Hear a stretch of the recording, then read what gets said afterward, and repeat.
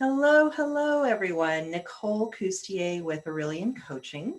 Welcome to the second webinar in a series of 4 about planning and execution. And what I'm doing in this webinar series is I'm walking you through my D.A.R.T method for deliberate planning. This is something that I developed over many years, and it addresses gaps that I had seen in other planning methods that were narrowly focused on a certain aspect of planning and execution, but was not comprehensive enough. So I developed something more comprehensive, and I'm sharing it with you during this webinar series. So thank you for joining for the second installment. Now, if you participated in the last webinar, and you'll get the recordings to all of these, but if you participated in the one last week, you know that we talked about purpose. I reviewed the 4 gaps that I see in most planning systems, and then I walked you through setting purpose. That is something that I had seen missing from a lot of systems, that people were starting to create goals all over the place, but they didn't have an anchor in purpose or desired outcome. And so that was what last week was about. So definitely check that out if you haven't seen that yet. Okay, so today we are actually going to go through D.A.R.T. That is the acronym for my D.A.R.T method, and it stands for decision, authority or accountability, rationale, and timeline. Okay, decision, accountability, rationale, and timeline. And what this does is it addresses why. Why, when you make the decisions that you do, when you create the goals that you want to achieve, why does doing that get you closer to fulfilling your purpose? Why, if you make those decisions, are you going to be closer to your desired outcome? This is, I cannot underscore how important this is, because what ends up happening, whether it's an individual, personal, team, or corporate environment, what ends up happening is that people are not on the same page about why they're doing something. Or even an individual, if you have goals for yourself, when I've had clients and I ask them the question, why, they stumble a little bit. They are not able to articulate exactly their rationale for doing what they do. And this is so critical for anything that we are trying to accomplish. It doesn't take a lot of time. It doesn't take a lot of time, but it is so important to know, why are you doing what you're doing? And if you do the thing, does it get you closer to where you ultimately want to be? So that is what we're going to be talking about in this webinar. Okay. So here are the 4 gaps. This is just a quick review to anchor us in this webinar series. So I've already talked about purpose and how that is often missing from planning and execution systems. Today, we're going to be talking about rationale. Okay, this is one of the key legs of the stool for the D.A.R.T method, and that's going to be a critical point. And I'll give lots of examples to kind of solidify this for you guys so that you're doing it right. Okay, next week, we are going to be talking about why nots. Now, this is the step where a lot of coaching occurs. You have to think about, once you have your purpose, once you have your goals and your decisions made about what you're going to do, and you know why you're going to be doing them, it's a good idea to surface what might be thwarting you in the future. Why might you not do a thing? Don't ignore that, right? Go ahead and surface those things resolve those issues, deal with those things in advance, and you're more likely to actually meet your goals. Okay, so that's going to be next time. And then finally, the fourth webinar in this series is going to talk about how to use your calendar. That's the execution part, right? So many people use their calendar to get things done, which is fantastic. They're just doing it the wrong way. They're just doing it the wrong way. And when I've interviewed extremely successful people, I have found that they use their calendar differently than other people. And it was fascinating. It was a fascinating development. And it was really interesting to see commonalities. And so I incorporated that into my D.A.R.T method. And I'll walk you through that in the fourth webinar. So make sure to tune in for that. Okay, so let's get started on step 2 of the D.A.R.T method for deliberate planning. And this has to do with the acronym D.A.R.T, decision, accountability, rationale, and timeline. So what I want to focus on before I give examples of the D.A.R.T method is I want to go a little bit deeper on what I mean by rationale.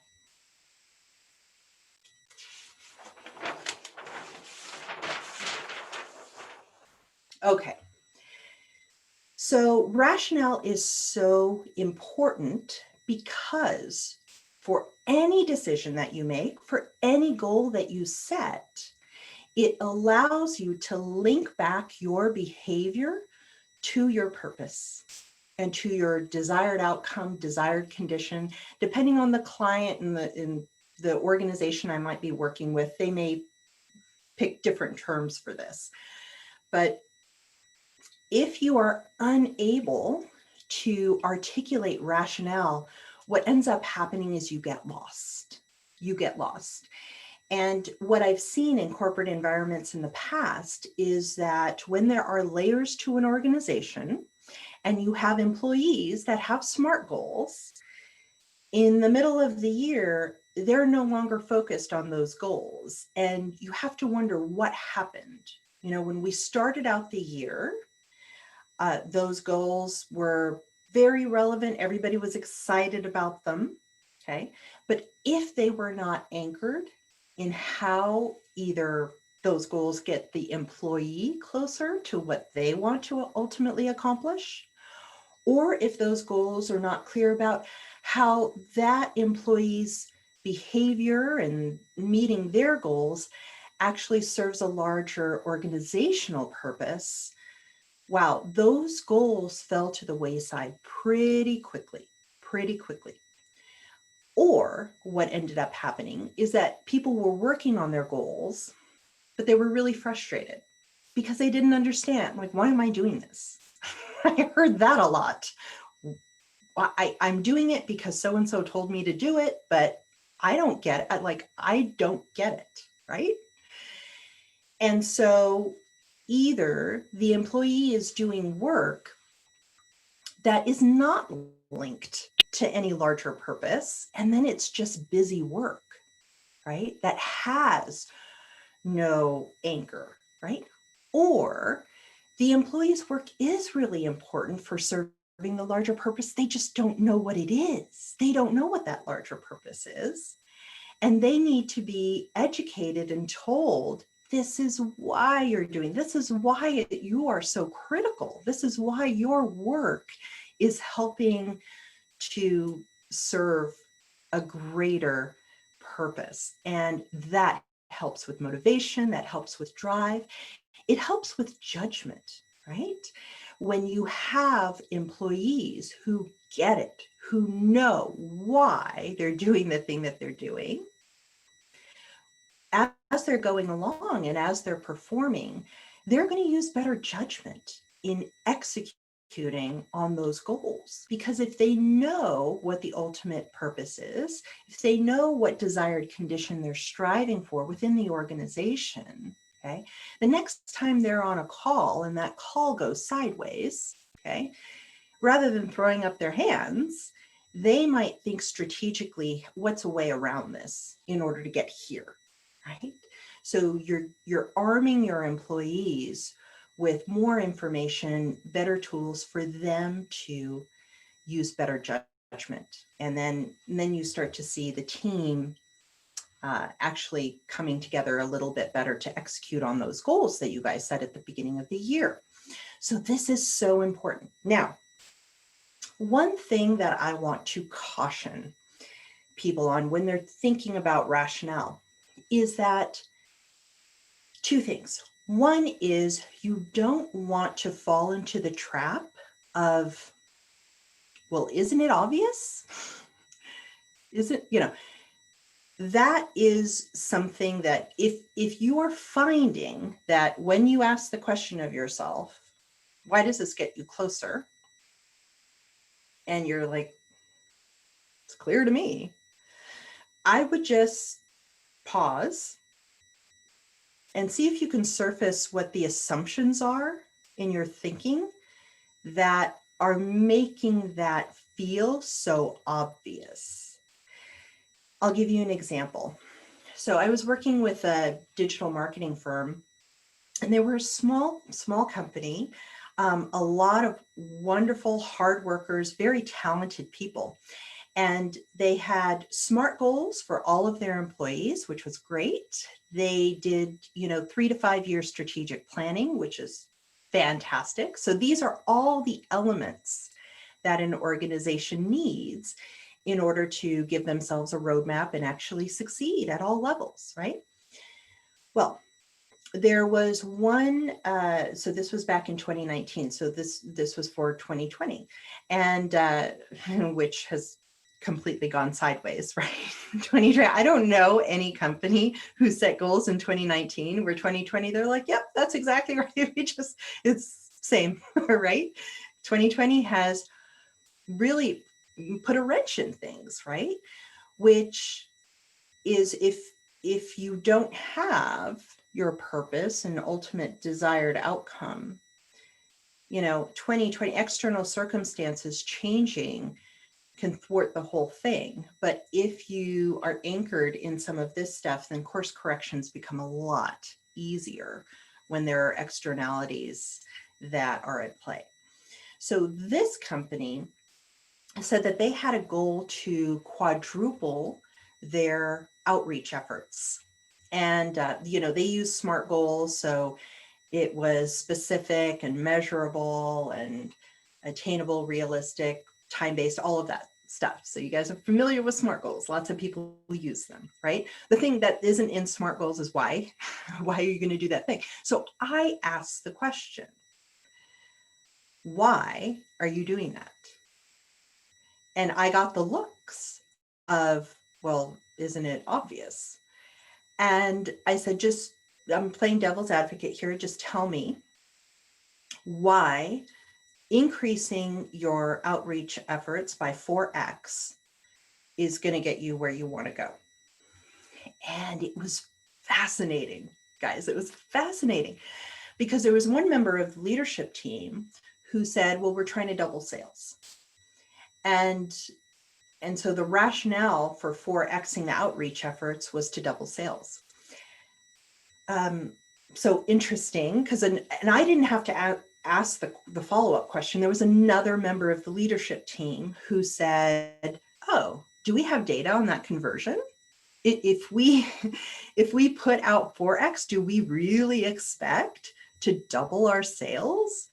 That's a huge conversion rate. I mean, it's fantastic. I would love it, but where's the data to show that that is a reasonable assumption? And so the questions and the discussion just cascaded from there. And what we found was that goal, it was a good goal. It was, if you fill out the form for a SMART goal, everybody can do it. Everybody can go ahead and, 4x their outreach efforts. That wasn't the problem. The problem is, what are you going to get out of that? How does that serve your ultimate purpose? Why would doing that get you closer to your desired outcome, right? So that is something that I want to make sure that you don't fall into the trap of, which is, well, isn't it obvious? If it feels obvious, go ahead and break it down a little bit more. This is where some facilitation and some coaching, and you guys can do this with each other on your teams, right? Surface, what are my underlying assumptions about why it's so obvious, right? Why making that decision is going to get me closer to what I ultimately want. Go ahead and surface that and refine your rationale. Okay. Let's see it. I have another example. This is in my previous industry when I was working in med tech and government policy. And this is something where, company had a number of goals. We were working on initiatives together, and the company had a new medical technology, and they were trying to get it covered by insurance companies. And in order to show Blue Cross Blue Shield or Medicare that they should pay attention to this technology, they had to make sure that there was enough volume, right? If you go to an insurance company, go to a Blues plan and say, you really ought to cover this thing, and then the Blues plan looks at the data and they're like, well, nobody's using it, so no, I'm not going to cover it, right?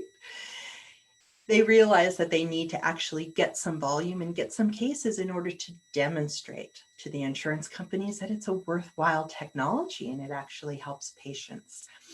And so we use this method because there are a lot of different strategies that you could employ to get volume up. But which strategies make sense? Which strategies do you want to employ in the next year in order to get that volume up? Well, it matters what your ultimate desired condition is. And for this company, because they were still in the earlier stages of getting their technology out there, okay, they wanted the technology covered by insurance companies. It just wasn't covered yet by insurance companies. Insurance companies had no idea what the heck this thing was, right?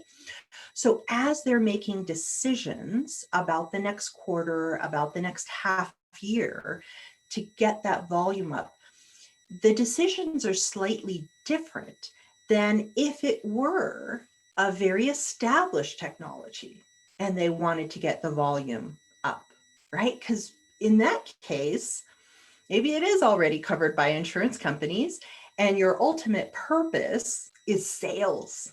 So get those sales out there, right? But you can't do one without the other. You have to be careful about anchoring your rationale and your purpose. And so that was a really good example of people in the room, like the VP of sales, saying we got to get sales, sales, sales. That's the priority. That has to be our purpose. When there were other people on the leadership team said, we're not ready for this huge ramp up in sales. That's going to go nowhere unless we're covered by Medicare. We got to get covered by Medicare first. You see the difference there, okay? Anchor your decisions in your purpose. Make sure you can articulate the rationale for why those decisions get you closer to ultimately what you want to accomplish. Okay. All right. So should we actually use the D.A.R.T method? Okay, here we go. Now, remember, I'm going to use this for as an example for a number of the people that I used to manage back in the day. I see this with a lot of mid-level managers who are trying to make it into senior leadership. So what ends up happening is you are with a company for a certain amount of time or in an industry for a certain amount of time. And as you go along, there are fewer and fewer leadership positions available, right? And so you're vying for a smaller piece of the pie as you move up the ladder. And I was working with people in corporate environments, but this is true for some of the nonprofits that I've worked with, and volunteer, there are certain levels of management within a volunteer organization. So this is relevant for lots of different organizations and situations, which is, I want to be able to demonstrate leadership, right? And so when people, and this might be an explicit goal as part of a professional development initiative for the organization that you work on, right? So you might have SMART goals associated with leadership capacity. That's great, but this might be even a personal thing. So some of my clients that I have worked one-on-one with, if they have tried to get promoted or tried to move into a different department that's a lot more competitive, right? And they're struggling with that, they want to say, I need to demonstrate leadership and initiative. I need to do that more. So how do I do it? Because I feel like I'm doing all the things already and it's not being recognized, right? And so if demonstrating leadership, being a leader, period, being a leader, not just on the job, not just at home, if being a leader is that desired outcome, that desired condition, the condition of your life is that you are a leader, you have that as part of your identity, and other people recognize that in you. Okay, how do you make decisions that get you closer to that? Okay, so on the job, there could be a couple of different things that you could do. And this is kind of a hodgepodge of a couple different people that I've worked with over the years, right? But there are some people where the decision that they make is they're just going to speak up more. I mean, literally, that is it. It's not so much, doing anything fancier than recognizing people need to hear from me. People need to realize I have a take on things, right? So the decision is speak up more.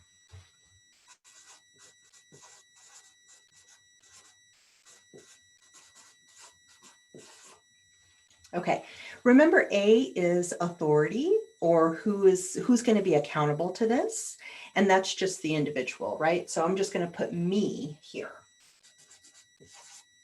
That's the person who's ultimately going to accomplish this. Now, this A part is important because if you are managing people, managing departments, and you're making decisions for a team or as part of an initiative, you have to decide who's going to be executing on this, who is ultimately going to be accountable.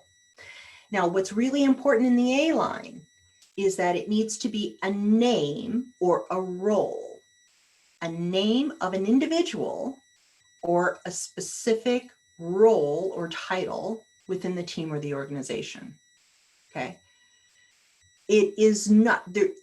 This is going to not work. It's going to fail if you say, sales, the sales team, right? That who is that? Who is sales, right? Name or role. Okay. If you're doing this for yourself, me is going to be on that A line quite a bit. Okay, here's the big part. Rationale. Why, if you speak up more, will that get you closer to being a leader, right? The rationale is you're demonstrating that you have an opinion, that you have a take. Other people get to observe your leadership, right?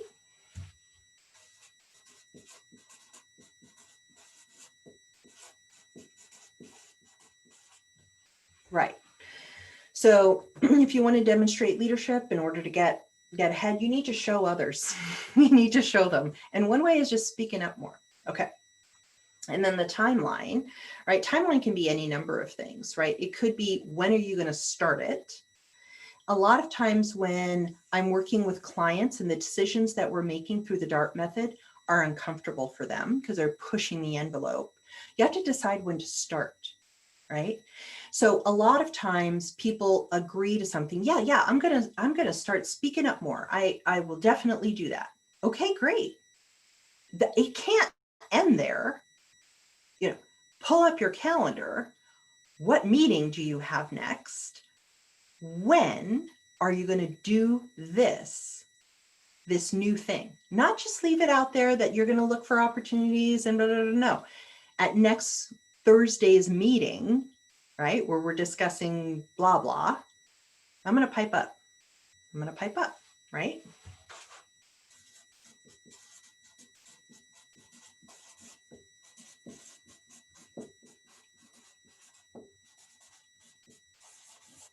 Okay. It's very specific. Okay. So there are other examples. You know, for some people, this might be an aspect of speaking up more, but demonstrating leadership is often asking the right questions. So sometimes when teams are in problem solving mode, right, there are a couple of different aspects. One is out and out brainstorming, right? Unfiltered, non-judgmental brainstorming. Can you put enough new ideas on the table, completely unfiltered, that will allow the team to surface something brilliant, one kernel of a thing that might unlock some of the challenges that you guys have been having, right? And that's one aspect of it. But another aspect is just finding the right questions to ask, right? So much of leadership is not just blah, blah, blah, right?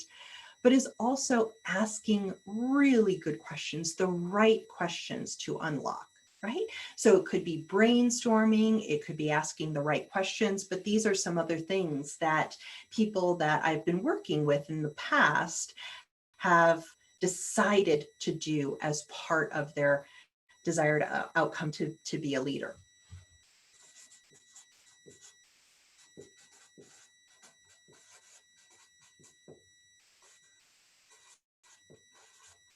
Okay.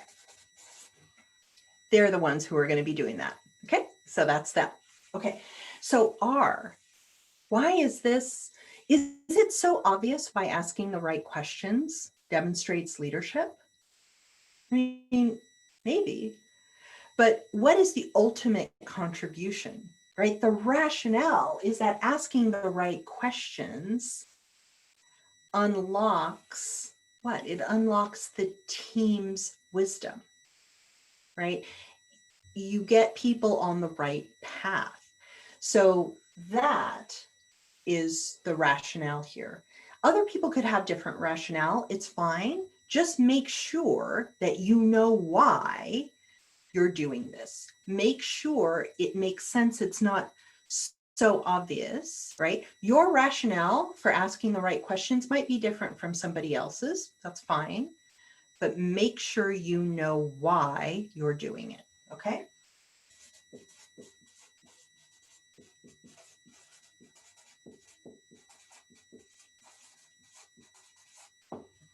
But if you can unlock the team's wisdom, wow, that's leadership, right? Okay. Timeline, something similar, right? You get to decide. So, right? You start brainstorming now. Like I get off the phone with you, before going into the next call, you're bringing up a Word document, you're bringing out a piece of paper, and you're just writing questions. You begin to do the thing that will get you closer to your desired outcome. Okay. Okay. Another example, just one more. Okay. Another thing that I've seen that mid-level people don't do as much, but it's so key to being a leader, is mentoring other people.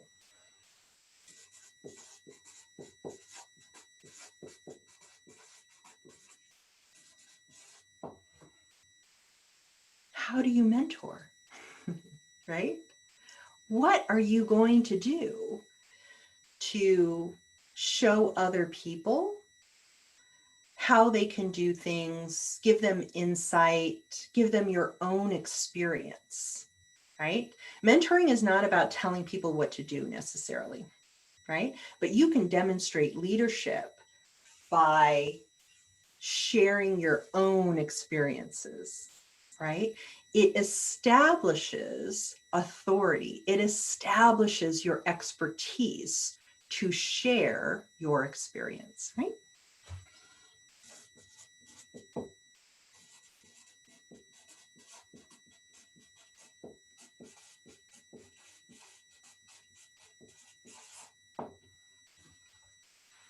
And then the timeline could be anything. So if there are a couple people that you're working with and you have a Zoom call with them, you know, go ahead and start to think about what it was like when you were in their shoes, right? So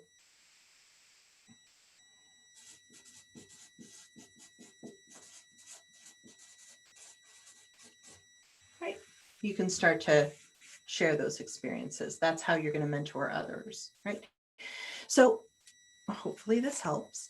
Now, what you can do, I'm not suggesting that you throw SMART goals out the window or that a lot of people like bullet journals. I've seen lots of different systems.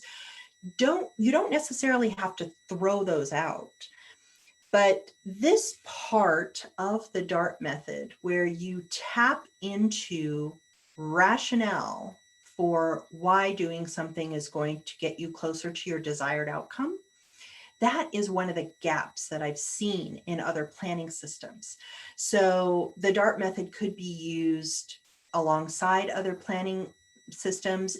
A lot of times what ends up happening is when people do the full deliberate planning system, which means they've surfaced their why nots and then they know how to use their calendar. Once they learn all the steps, it's actually a lot quicker, and then they decide that they don't need to use the other planning systems. That's fine too, but you can use it alongside. Okay, so that is an example of D.A.R.T, the D.A.R.T method for deliberate planning, with some examples. So I hope this was helpful. It was so great to continue to talk to you guys through this webinar series. I am really looking forward to talking with you next week on why nots. So you make all these decisions and now it's time to execute, and what might be holding you back, whether external or internal. That's going to be the topic of next week. Okay, I would love to chat with you guys about any questions that you have, or go ahead and implement this. You know, take something. Last week you went through and defined purpose and desired conditions for all of these initiatives that you're working on. Go ahead and try this D.A.R.T method for surfacing the rationale for the things that you're doing. And I want to hear from you. So go ahead and go to aureliancoaching.com. You can click on any of the buttons that say, you know, schedule a consult, get on my calendar, and I'd love to do some brainstorming with you. Okay, guys, until next time, have a wonderful week. I'll talk to you soon. Bye.